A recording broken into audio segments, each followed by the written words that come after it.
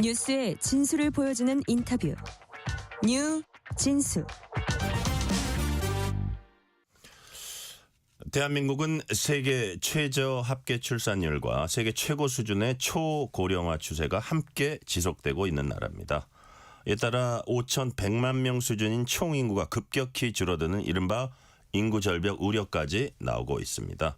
오늘은 경제학자이면서 의과대학 교수인 김현철 연세대 인구와 인재연구원 원장과 함께 초저출산, 초고령 시대 우리 사회가 어떻게 대응해 나가야 하는지 자세히 살펴보는 시간 마련했습니다. 김현철 교수님 어서 오세요. 네, 안녕하세요. 오랜만입니다. 네네, 오랜만입니다. 아유, 오랜만에 뵈니까 더 반가운데요. 귀한 시간 내주셨고요. 네. 자, 여성 한 명이 낳을 것으로 예상된 아이수. 네. 이거 합계 출산율이라고 하는데 네네. 우리나라가 한 0.7명 정도 되나요, 지금? 2024년 기준으로 0.75고 예. 올해는 아마도 예상컨대 0.8 정도 되지 않을까. 오, 그래도 네. 제법 올랐네요. 근데 네네. 여튼 뭐 0.75에서 0.8 그 사이 네. 이런 수치가 뭐 어떤 의미를 지니는지 우리에게 좀 경고하는 의미가 있는지 어떻게 보세요? 이런 네. 수치를. 그러니까 일단은 그 인구가 그대로 유지가 되려면은 네. 그 부부가 2명보다 더 많이 사실은 2.1명을 낳아야 됩니다. 왜냐하면 그러니까요. 조금 어렸을 때 돌아가시 죽는 친구들도 있기 사고도 때문에 있으니까. 네네. 그래서 2.1명 정도는 낳아야 되는데 0.75, 0.8은 정말 그냥 3분의 1로 이렇게 줄어드는 거고 네. 사실은 뭐 생물계에서 치면은요, 요건 종의 멸종 수준으로 가는 그 정도군요. 그 정도로 낮은 이례적으로 낮은 수치입니다. 야, 그러니까 뭐 예를 들어서 뭐 국가가 어떤 대응 방안을 마련하기는 하겠지만 인구 절벽 우려가 이게 그냥 허는 아닌 거네요. 전혀 그렇지는 않죠. 아, 그래요? 다만 시간차가 좀 있겠죠. 시간차는 있는데 정말 위험한 거다. 그렇습니다. 그래요. 자, 근데 아까 0.75명에서 올해는 한 0.8 이거를 뭐 얼마나 기뻐해야 될지 모르지만 그렇지만 어쨌든 반등은 반등입니다. 네네. 그래서 우리 김 교수님이 보시기에 이게 좀 의미 있는 반등입니까? 아니면 그냥 반짝 이러고 다시 또 거기에 정체되는 그럴 걸로 어떻게 예상을 하십니까? 사실 이거는 정확하게 알 수는 없지만 네네. 그 올라가는 것이 여러 가지 그 진짜로 사람들이 아이를 낳고 싶어 한 건지 예. 아니면은 뭐 그 코로나 때 결혼을 못한 것을 이제 지금 다시 결혼해서 조금 늘어난 건지 아니면 가임기 여성 숫자가 살짝 는 것이 네네. 뭐 그런 것이 영향을 준 건지 이걸 명확하게 요인분해하기가 조금 어렵지만 어쨌거나 계속 10년 동안 계속 떨어지던 것이 네. 아주 살짝 올랐으니까 사실 이 기회에 이거를 뭐 한 번에 2.1로 올릴 수는 없겠지만 지속적으로 올리려는 노력들을 다각도의 노력을 하지 않으면은 네. 뭐 다시 떨어질 가능성도 뭐 지금 정체돼도 문제인 거잖아요. 0.8은 네네. 말이 안 되는 거니까 네. 어떻게든 1.3, 1.4 정도까지 올라야 되지 않을까 생각하고 있습니다. 뭐 어떻게 최소한 1은 넘고 네. 일단 1.5로 가까이 가는 이게 2가 어려우니까 현실적으로 그러니까 네. 그런 식으로 뭔가 특단의 어떤 구조적인 뭐 개혁이랄까 그런 대책이 나와야 된다는 취지로 말씀하셨고요. 네네. 저출산 문제 뭐 다른 나라에서도 나타나고 있는 현상이라고 들었습니다. 이게 네. 주요 선진국이 대부분 그런 건가요? 아니면 꼭 그렇지 않은 경우도 꽤 있습니까? 뭐 대부분 다 이런 현상들을 공통적인 현상이고요. 네네. 우리가 뭐 잘하고 있다고 생각하는 뭐 스웨덴, 프랑스 다 마찬가지고요. 얼마 전에 스웨덴도 네. 특단의 조치를 취해야 된다고 해서 예. 인구 문제를 엄청 정부에서 강화하게 하기 시작했고 스웨덴의 분들이 얼마 전에 한국에 오셨었어요. 네. 그 인구 문제 담당하시는 분들이요. 예. 오셔서 하시는 말씀이 아이고 우리나라랑 그 비슷한 이유를 드시면서 예. 우리도 뭐 지나친 경쟁이라든지 뭐 그 육아가 힘들고 돈이 부족하고 이런 똑같은 문제를 드시고 계셔서 네. 뭐 살짝 위로도 되지만 그렇지만 그 강도 이 문제의 강도가 우리가 훨씬 심각한 거죠. 수치상으로도 그렇죠. 차이가 네, 나죠. 그럼요. 그래서 뭐 우리 같은 경우에는 사실 교육과 입시의 그 경쟁 강도가 네. 뭐 스웨덴도 있다고 하지만 뭐 이루 말할 수 없이 강한 것들은 우리 국민 모두가 다 알고 계시는 바이고요. 네네. 그다음에 뭐 수도권 집중 문제도 대한민국처럼 수도권의 인구 절반이 살고 있는 뭐 일본도 도쿄에 그 중심 도쿄에 너무 많이 집중되어 있다고 얘기하지만 네. 한 인구의 20% 30%거든요. 그러니까 이런 정도의 차이가 우리가 훨씬 더 강하다라고 말씀드릴 수 있겠습니다. 정도 차이 훨씬 더 강하다. 뭐 우리와 비슷한 문제들을 선진국들이 많이 겪고 있지만 그 정도로 보면 대한민국이 톱이다. 넘버원이다. 뭐 이게 좋은 넘버원은 아니지만 여튼 네네. 가장 안 좋은 지금 상황이다라는 네. 말씀해 주셨고요. 네네. 자, 출산율과 함께 인구추에 영향 끼치는 또 주요 요소 중에 하나가 바로 기대 수명입니다. 우리나라 급격하게 이제 초고령 사회로 진입하고 있다 이런 말을 하잖아요. 네네. 자, 일본보다 빠르다는 얘기도 있던데 초고령화 추세 우리나라 어떤지 좀 그걸 설명을 해 주세요. 네. 그러니까 우리나라가 네. 그 이제 오래 사시게 되었는데 굉장히 많이 오래 사시게 되었는데 25년 전에는요 평균 기대 여명이 예. 그 OECD 평균보다 낮았습니다. 그러던 그랬어요. 것이 예. 지금 현재는 OECD에서 2등, 3등 뭐 남녀 차이가 좀 이제 2등 정도 됩니다. 2, 3등 정도 됩니다. 조만간 일본을 따라 1등인 일본을 따라잡을 예정이에요. 기대 수명. 기대 수명이요. 그 우리나라의 이 의료 시스템이나 이런 것들 때문입니까? 왜 그렇죠? 그러니까 그게? 경제적으로 굉장히 많이 윤택해졌고요. 예. 의료 시스템이 아주 좋죠, 사실 우리나라가. 그렇죠. 그런 예. 것들이 컴바인 됐는데 이것들이 좋아진 속도가 예. 우리나라 경제 발전 세계 다 아시다시피 가장 빨리 좋아졌고 그러니까요. 의료도 뭐 최단 기간에 최상으로 올라갔기 때문에 그에 맞추어서 기대여명의 속도도 그만큼 좋아졌거든요. 네네. 그것이 사실은 부담으로 살짝 좀 다가오는 부분도 있는 거죠. 왜냐하면 그러니까요. 노인들이 의료비도 많이 쓰시고 아무래도 또 뭐 여러 가지 연금 문제라든지 이런 것들이 함께 걸려 있는 상황입니다. 그렇죠. 자, 그러니까 세계 최저 출산율하고 초고령 사회로의 급속한 전환이 이제 우리나라 만나고 있는 겁니다. 그런 두 거죠. 가지가. 네네.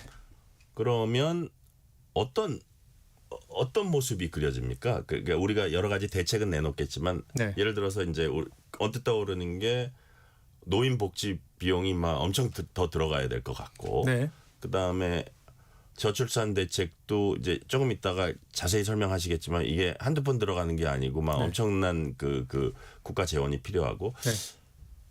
어떤 모습으로 그 표현할 수 있을까요? 젊은 우리의 장래를? 사람들은 무척 없고 나이 네. 드신 분들은 엄청나게 많은 그러니까요. 이런 형광 이제 이런 모습인데요. 예. 이게 만약에 비슷하면 아니면 천천히 똑같이 오랫동안 줄어드는 예. 거였으면은 예. 그러면은 젊은 사람과 노인의 비율이 뭔가 사회가 감당할 수 있는 수준에서 왔다 갔다 거리는 건데 네네. 이 갑자기 노인은 이렇게 늘고 젊은 사람의 숫자는 갑자기 확 줄어들어 버렸으니까 이게 사회가 감당할 수 있는 정도가 넘어서는데 네. 어떤 점에서 감당이 안 되냐 하면 일단은 그 노동력 부족, 젊은 네. 사람들의 노동력 부족이고요. 또 하나는 부양비죠. 돌봄을 누군가 또 제공을 해야 되는데 네. 젊은 사람들이 예전에는 5명이 1명만 돌봐드렸으면 되는 건데 지금은 좀 있으면 1대1 막 이렇게 되는 상황이면 그러니까요. 그럼 이건 누가 할 것인가 이런 문제가 생기고요. 또 하나는 사실 그 사회의 혁신이요. 일반적으로 가장 많이 일어나는 그 나이대가요. 30대와 40대가 네. 혁신을 가장 많이 만드는 예. 아무래도 그러니까 지식이 쌓이고 동시에 또 유연한 사고를 할 수 있는 것이 젊은 세대가 아무래도 더 많이 하다 보니까 네. 사회 혁신도 30, 40대에서 많이 나오는데 그러기도 사실 어려워서 사회의 역동력도 좀 떨어지고 노인들 수발하다 보니까 창의력도 안 나온다. 예를 들어서. 아니 이걸 네. 조금 뭐 너무 단순화시켰지만 예를 들어서 네. 그런데 에너지를 뺏길 수가 있잖아요. 그럼요. 젊은 네. 그런 취지로 말씀이신 것 같아요. 네, 예. 일도 할 수 없는 상황이고 젊은 사람 숫자가 줄어든다는 얘기는 창의력을 발휘할 수 있는 사람 숫자도 적어진다. 그러니까요. 네. 예. 그래서 이거는 정말 그냥 위기라는 표현으로도 되게 좀 뭐라 그럴까 뭐 강도가 낮은 표현인데 자, 소멸 이런 말 정말 무서운 말이잖아요. 네네. 그죠? 시한폭탄이라고 저는 생각하고 있습니다. 시한폭탄이요. 네네. 예. 시한폭탄이라고 생각하고 계시고. 그렇다고 이제 노인들 우리가 의료 시스템 잘 만들고 뭐 하고 수입도 그 소득도 많이 늘고 해가지고 노인들 오래 살게 됐는데 네. 아이고 뭐 너무 오래 사시지 마시죠. 이럴 수도 없는 노릇이니까 그럼요. 네네. 일단은 노인 복지를 촘촘히 네. 그 노인들에 대해서는 그렇게 네네. 막 할 수밖에 없는 것이고 그 다음에 초저출산에 대해서도 국가 재원을 막대하게 투입하면서 아주 정교하게 또 설계를 해야 되는 일들이 남아 있는데 그렇다면 네. 우리 김 교수님께서 네네. 빅푸시 네네. 말씀을 하셨어요. 최근에 이제 그 포럼이 있었나요? 네네. 예, 거기서 빅푸시 얘기를 하셨습니다. 네네. 무슨 뜻인가요?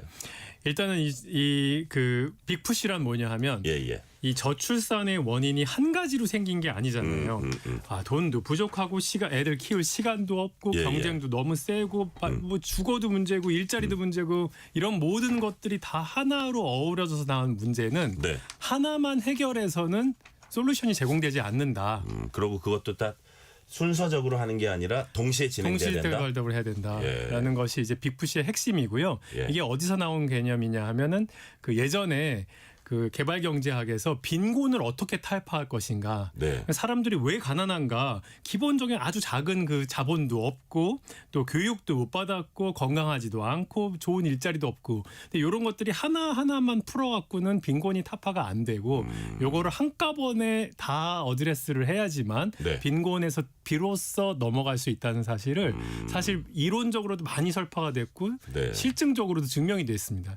요 문제가 사실 빈곤의 문제가 굉장히 다축적인 면이라는 점에서 네. 그 저출산 문제와 굉장히 유사하기 때문에 저는 이제 그런 개념들을 가지고 와서 1 더하기 1이 아니라 네. 1 더하기 1 더하기 1은 6, 7, 8도 될 수 있다. 그러니까 하나 따로 하면은 뭔가 안 되지만 예. 동시다발적으로 했을 땐 그 사이에서 시너지가 나오고 사람들이 진짜 비로소 이제 해볼만 하겠다라고 생각할 수 있지 않을까라고 그러니까요. 생각이 듭니다. 자, 그러니까 지금 그 개발도상국의 빈곤 문제를 해결하는 것처럼 네. 어느 한쪽 부분 이거 교육부터 먼저 하자. 이거 해결되면 건강 문제, 뭐 의료 문제 이게 아니고 네. 같이 제대로 이렇게 들어갔을 때 그게 동시다발적으로. 시너지 효과를 내고 또 어떤 개선으로 갈 수 있다 그런 말씀이잖아요. 맞습니다. 네. 자, 그러면 아까 말씀하시면서 잠시 말씀하시긴 했는데 네. 자, 그렇다면 예를 들어서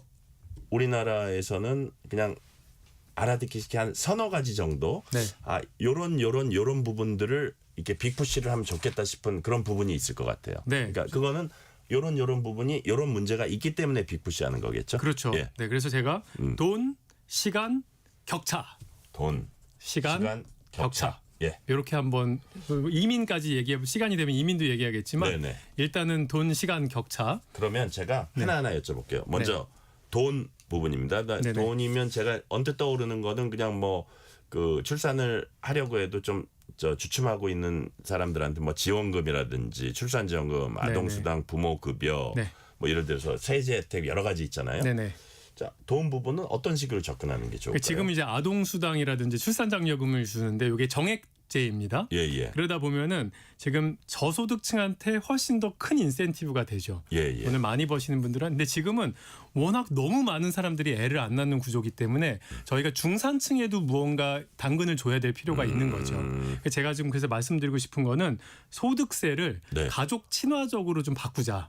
프랑스가 그렇게 하고 있는데요. 예. 아이를 많이 낳으면 낳을수록 소득세의 퍼센테이지가 줄어듭니다. 세제 혜택을 주는 거군요. 세제 혜택을 주는데 지금 현재는요. 예. 아이당 50만 원인데 요게 아니라 퍼센테이지로 크게 가자는 거죠. 그래요. 네. 요게 이제 가족이 그래서 이제 전체의 세액을 가족이 5명이면은 그거를 루트 5로 나눕니다. 네. 가족이 4명이면은 루트 4로 나누니까 2로 나누고 그렇게 네. 해서 이제 요게 그 프랑스의 가족 친화적 세제라고 하는데 요게 그럼 요렇게 되면은요 이제 부자일수록 그러니까 돈을 많이 버는 사람들일수록 조금 더 많은 인센티브가 되거든요. 네. 그래서 중산층 타겟이 되는데 좀 부유한 분들한테 너무 소득세 많이 깎아주면은 좀 그것도 문제니까 그 중산층 타겟 될 정도로 그 맥시멈을 좀 걸어놓으면은 저는 중산층의 세제 혜택을 좀 하면서 저소득층뿐만 아니라 네네. 중산층의 혜택도 좀 가야 된다고 생각하고요. 네네. 뭐 사회보험료, 우리 건강보험료 이런 것도 예.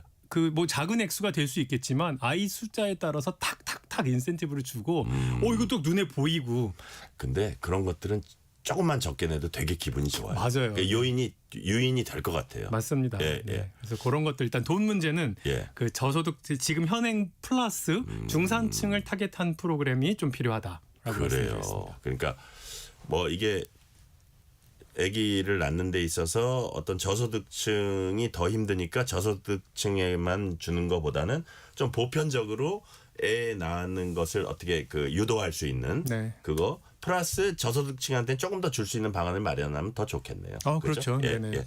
그런 부분이 이제 돈 부분 말씀해 주셨고요. 네네. 시간 하니까 네. 일단 제가 떠오르는 게 지난해 보니까 뭐 육아휴직, 네네. 남성 육아휴직 이런 거가 좀 연관이 될 것 같다는 생각이 드는데 맞습니다. 통계를 보니까 한 6만 명 좀 넘게 그 지난해 우리 남성들이 육아휴직 사용했습니다. 네네. 옛날하고 비교하면 참 많이 는 거예요. 맞아요, 네. 우리 입사 초기에만 해도 뭐 육아휴직을 그 남자가? 간다? 네. 이거는 못 봤는데 여하튼 네네. 일 가정의 양립 문제, 네네. 육아휴직 포함해서 이건 어떤 식으로 좀 개선되면 더 네. 좋습니까? 일단은 전체적으로 노동 시간이 좀 줄어야 되는 부분이 있고요. 네. 그리고 이제 육아휴직은 그 사실 왜 제가 남자 육아휴직을 굉장히 중요하다고 생각하냐 하면요. 네.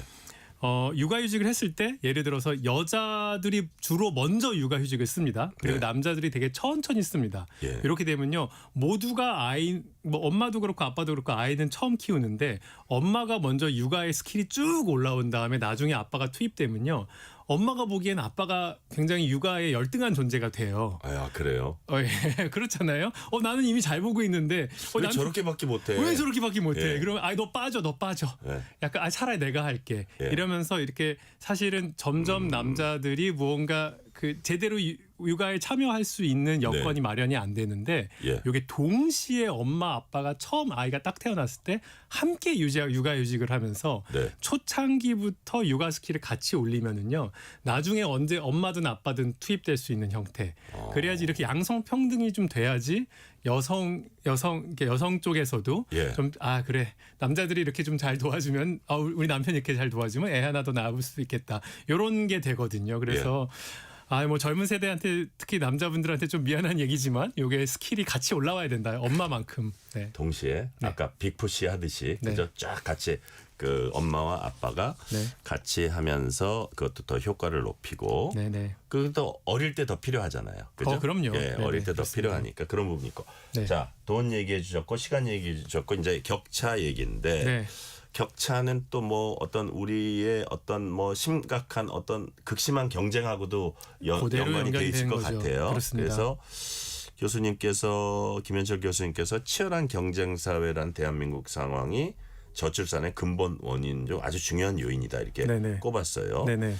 자, 교육열 이런 과열 경쟁 이게 네. 아이 낳고 싶지 않은 대한민국 만들고 있다 이런 얘기인가요? 네, 그게 이제 논문으로도 나와 있고요. 그래요? 네네. 그 지나친 우리나라의 그 과열된 교육으로 인해서 네. 사교육비 지출이 대략적으로 출산율을 한 30% ඝ아먹었다. 30%. 네네. 예. 여기 굉장히 유명한 논문으로 나와 있습니다. 예. 그건 누가 쓴 거예요? 우리나라 사람인데 세종대 김성은 교수와 그래요. 네, 연민철 교수가 쓴 건데 이게 어메리칸 이코노믹 리뷰에 나와서 아주 뭐 탑던으로 나왔고 이게 경제학계에서는 많이 아메리칸 이코노믹 리뷰면 거의 권위지 아니에요? 네네. 사이언스 네이처급입니다. 그러니까요. 네네. 예. 이제 그렇게 나왔는데 그러면 도대체 우리가 왜 이렇게 사교육하고 난리를 치는가 보면은요. 결국 좋은 대학 가서 좋은 뭐 의사 되면은 좀 잘 먹고 잘 살 수 있으니까. 네. 그런 사회니까 예. 좀 좋은 대학 나왔을 때 그 프리미엄이 나쁜 대학 나온 사람들보다 굉장히 큰 격차가 있으니까 꼭 거기 보내고 싶은 거잖아요. 그래 좀 이게 이제 말하자면 격차가 좀 작은 사회는 내가 뭐 아주 좋은 대학 나오든 조금 그보다 못한 대학 나오든 큰 차이가 안 나면 미국이 좀 그렇죠. 예. 미국은 우리나라보다는 낫지만 뭐 유럽 쪽이 조금 유럽 쪽이 더 그렇다. 네네네. 우리나라하고 비교하면 미국도 그렇지만 유럽 쪽이 예. 말씀 그래서 끊어서 죄송합니다. 예. 그런 이제 사실은 노동시장에서의 큰 격차가 사실 이제 이런 사교육 문제라든지 요거의 근본 원인이 되고 그래서 결국 거기를 건드리지 않으면은 사실 교육 문제가 잘 해결되지 않겠죠. 그런 격차 문제, 노동시장의 지나친 양극화 내지는 격차, 그리고 대입의 어떤 방법도 좀 문제가 있겠지만 저는 궁극적인 솔루션은 노동시장에서 나와야 된다라고 생각하고 있습니다. 자, 교육, 노동. 아까 그 대학 부분 거기서 막 지나친 경쟁을 해서 이른바 뭐 상위권 몇 개 대학들 있잖아요. 거기를 가야 좀 내가 평안하게 잘 살고 여유 있게 살 수 있다. 이걸 부모들도 그렇게 생각하고 본인들도 그렇게 생각하다 보니까 그런데 그런 것들이 좀 완화되고 예를 들어서 대학들이 조금 더 평준화되고 그에 따라서 받을 수 있는 그 교육으로 인해서 받을 수 있는 어떤 인생의 혜택이나 이런 것도 고르다면 그런 것들이 많이 이렇게 가라앉을 수 있다는 거예요. 그런 거죠. 네. 그래요. 네네. 그러니까 노동 시장 그 부분은 약간 짧게 설명해 주셨는데 그 부분을 약간 그 노동 부분 노동 부분이 네, 사실은요. 그 노동 시장에서의 공정한 보상이란 네. 내가 내 생산성에 맞게끔 내가 그 회사에 기여한 만큼 받는 것이 맞는데요. 예, 예. 사실 우리나라의 어떤 특정 대학에 입학했다는 것이 사실 노동 생산성을 그대로 담보하지는 않거든요. 그러니까 예를 들어 서울대 연고대 나온다고 해서 일을 잘하는 게 아니잖아요. 그러니까 네. 수능은 잘 봤죠. 시험은 잘 봤으나 머리는 더 좋을 수 있으나 사실 사회생활을 하다 보면은 사회 관계가 원만하고 여러 가지 추진력이 있고 이런 것들에 대해서는 사실 평가하지 않고 대학에 갑니다. 근데 우리의 노동시장의 구조가 아무래도 처음 입직에서는 어떤 특정 대학에 아무래도 조금 더 그 선호를 주고 있고 네. 또 학연 지연으로 좀 이끌어주는 뭐 이런 부분도 있기 때문에 사실 노동시장의 공정한 그 진짜 자기 실력에 의한 공정한 보상이 충분히 일어나지 못하고 있는 부분들이 아쉬운 점이죠. 그래요. 그러니까 이게 결국 교육 시장, 노동 시장 이게 결국 완전히 연관이 돼 있는 다 거예요. 연관이 되어 있습니다. 네. 네, 네. 그런 그러니까 연세대학 입장에서는요. 예. 사실 그냥 막 공부만 잘하고 시험 보는 애들만 뽑고 싶지 않아요. 실제로. 그렇죠. 우리 학교를 빛낼 애들은요. 진짜 역경을 뚫고 막 진짜 야 이렇게 할 수 있어? 이런 애들을 사실은 뽑고 싶거든요. 예. 사실 공부뿐만 아니라 그 아이가 갖고 있는 소위 비인지 기능, 끈기, 사회성, 뭐 돌파력, 네. 뭐 이런 것들을 측정하고 그런 것들에 막 가산점을 주고 싶은데 이게 현실적으로 많이 막혀 있는 점들이 굉장히 아쉬운 점입니다. 그런 점들도 구조적으로 개혁이 돼야 된다. 그런 그러니까 말씀이시네요. 대학 입시에서 자유롭게 대학이 반영할 수 있어야 되는데 현재는 우리가 너무 수능 그 어떤 뭐 말하자면 모든 것은 공평해야 돼. 네. 이런 그 미스에 빠져 있어 갖고 수능이 너무 지나치게 강조되어 있다라고 말씀드리겠습니다. 요 부분 이민 정책 얘기 넘어가기 전에 요거 하나 여쭤보고 넘어갈게요. 예를 들어서 뭐 우리가 출산 기피하는 게 뭐 내가 지금 아직 좋은 직업이 없어서 과연 아기를 먹여 살릴 수 있을까 뭐 이런 얘기를 하면서 네네. 이게 직업이라는 한 축이 있고 네. 또 다른 축이 집인 것 같아요. 주거. 네네. 주거 문제 얘기하죠. 이 부분은 어떻게 이것도 뭐 그러니까 주거니 직업이니 여기에 대한 지원이니 하면 워낙 거대한 재원이 들어갈 것 같아요. 이런 문제도 좀 우리가 컨셉을 바꿔 가지고 이거를 해결할 수 있도록 해야 된다고 보십니까? 네네. 그래서 사실 몇몇 네. 지자체들이 되게 좋은 프로그램들을 많이 만들었습니다. 예. 예를 들면 서울시에 미리 내 집이라는 게 있어요. 네. 그러니까 처음 결혼하면은 이렇게 신청을 했을 때 네. 뭐 이제 뭐 임대 아파트라고 볼 수도 있지만 예. 또 들어오게 됩니다. 그러는데 애를 낳으면은 점점 더 큰 거를 받을 수 있게 해주고요. 그래요. 그리고 애를 뭐 2명 이상 낳게 되면은 그 집을 저가에 살 수 있는 매수 기회를 주고 이런 형태. 그러니까 정말 가족 사이즈가 늘어나면 늘수록 그의 사이즈에 맞는 합당한 집을 가질 수 있는 그런 시스템을 만들어준다면 당연히 도움이 되겠죠. 네네. 그런데 이게 이제 미리 내 집만 해도 모든 신혼부부한테 다 줄 수가 있는 부분이 아니고 그렇겠죠. 예.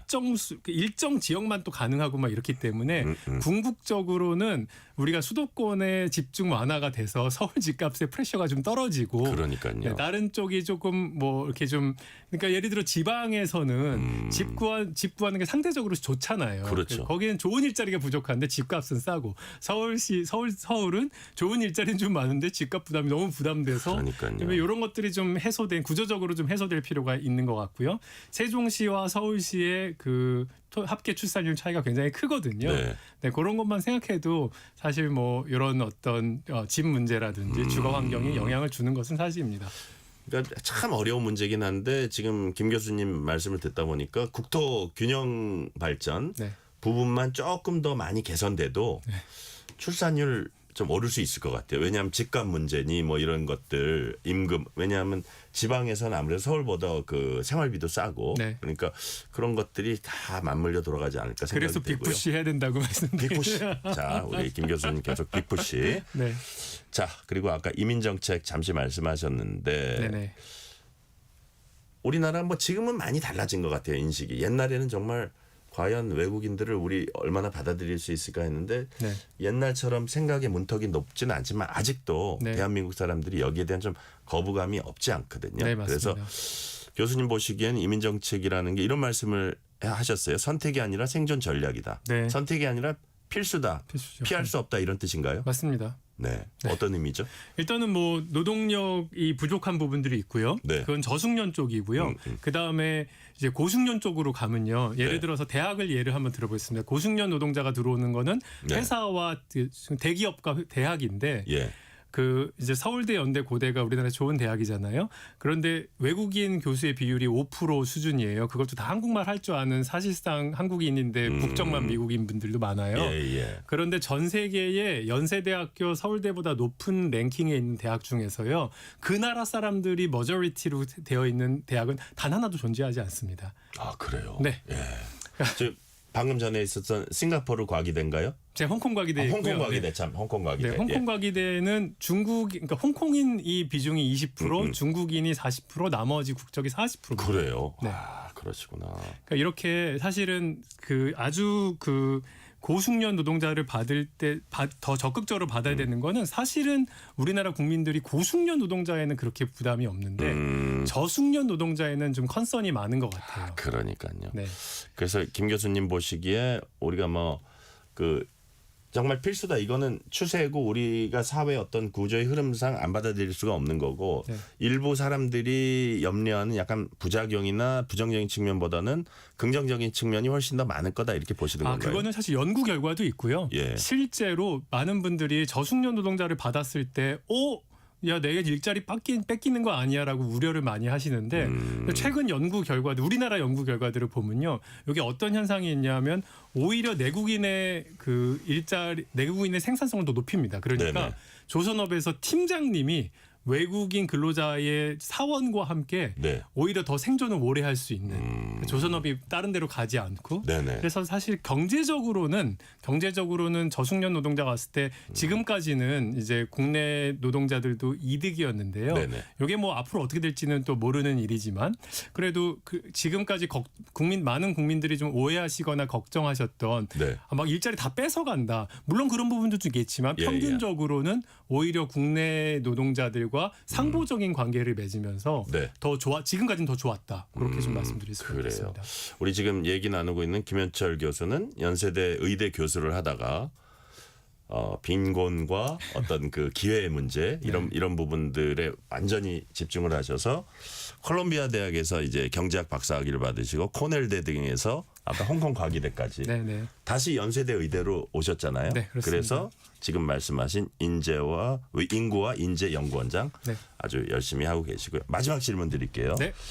자, 이재명 정부 임기차 이제 새해 2년차 맞이하게 됩니다. 향후 네.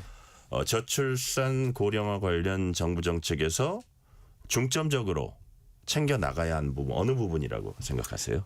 일단은 우리 이재명 정부에서 인구 문제 비서관이 아직 임명이 안 돼 있습니다. 아 그래요? 네. 예. 이게 지금 컨트롤 타워가 지금 사실은 좀 아직 정비가 안 된 상태고요. 좀 인구 문제 비서관도 빨리 좀 지정하시고 네. 그리고 이제 아까 제가 말씀드린 돈, 시간, 격차, 이민, 뭐 주거 문제까지 더 할 수도 네네. 있는데 이런 그 큰 줄기들을 잡으셔서 네. 거기에 좀 집중적으로 국민들이 체감할 수 있는 형태로 좀 바꾸는 전략 이거는 꼭 필요하고 국가의 생존을 위해 필수적이다 말씀드리겠습니다. 네. 오늘 말씀은 여기까지 듣겠습니다. 지금까지 연세대학교 인구와 인재연구원 원장 맡고 계신 김현철 연세대 의과대학 교수였습니다. 오늘 말씀 감사합니다. 감사합니다. 편지 왔습니다.